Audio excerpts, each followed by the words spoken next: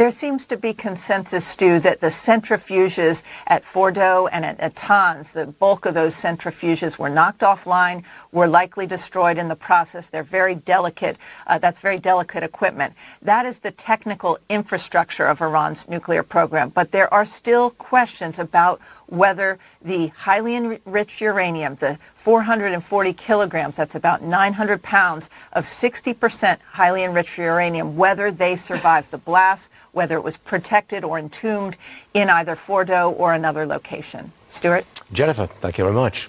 The White House says they will limit the amount of classified information they share with Congress. It comes after the refuted intelligence leaks downplaying the success of the Iran strikes. Congressman August Pfluger is a Republican from Texas. He's on the House Homeland Security Committee and joins me now. Do you have a problem with the White House limiting your access to information, sir? Well, Stu, thanks for having me. No, they're right to limit it. Think about the success of this operation from an operational security standpoint. Can you imagine them sharing this information with Rashida Tlaib in advance of the attack, somebody who leads anti-Semitic parades around the country? I mean, they need to limit it. And by the way, U.S. code specifically says that they have 48 hours to then notify Congress, which they did. So who is this deep state leaker that was solely using this information to denigrate the president and to downplay the success of this event, which, by the way, a massive strategic success. So I have no problem with it. We're going to continue to do oversight. We need to do oversight. But they also have a need to protect airmen, to protect our troops, and to get the maximum effectiveness out of these operations. This was a big surprise for the world, and rightfully so. They protected the information. I want you to listen to what Defense Secretary Pete Hegseth had to say about the damage done to Iran's nuclear sites. It was this morning. Roll tape. I'm sorry, we don't have that for you, but I'll move on. Iran's leader, Khomeini, he spoke out for the first time in a week. He said Iran will never surrender to the U.S. So do you expect much from the meeting that Trump says will take place next week? I don't know who he's going to meet with or where, but what can you expect when Khomeini is saying no surrender?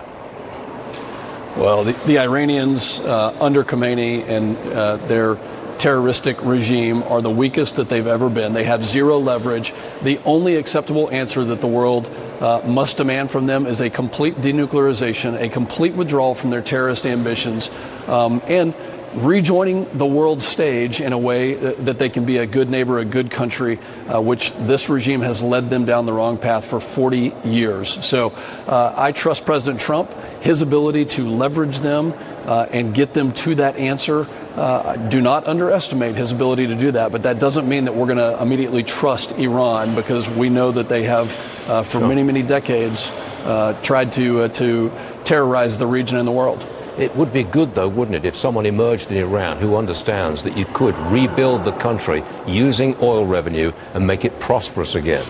It would be good to see that person emerge, but it's obviously not going to be Khomeini. Congressman, thank you very much for joining us this morning. All good stuff, and we appreciate it. Thank you. Thank you. Ashley, you have more on what Khomeini is saying? Yeah. I do, but how about Iranian lawmakers chanting death to America and death to Israel? We'll begin there after passing a bill to suspend cooperation with the United Nations nuclear watchdog group. Watch this.